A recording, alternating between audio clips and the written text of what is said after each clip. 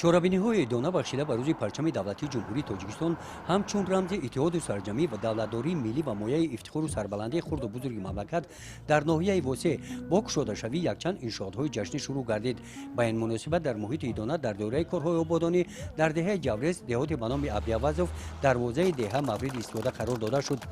дар деҳаи ҷавонӣ ҳамин деҳот бошад назди муассисаи таҳсилоти миёнаи умумӣ рақами 14 се синфхонаи иловагии мавриди истифодаи хонандагон супорида шуда мушкилоти ҷойи нишастро дар ин муассисаи таълимӣ ба пуррагӣ ҳал кард. дар маркази ноҳия бошад ба ин муносибат чорабиниҳои тантанавӣ бо раҳпаймоии идона оғоз гардиданд.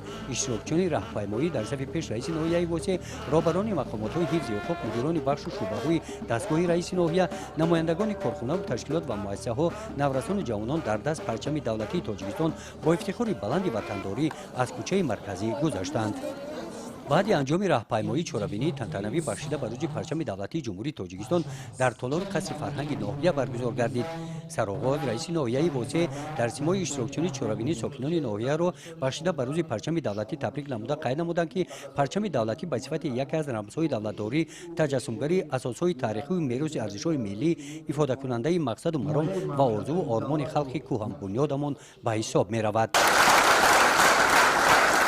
баъди анҷоми баромадҳои расмӣ дар қисмати мукофотсупорӣ бахшида ба рӯзи парчами давлатии тоҷикистон, як қатор кормандони соҳаҳои гуногун бо сипосномаи мақомоти иҷроияи ҳокимияти давлатии ноҳия қадрдонӣ гардиданд.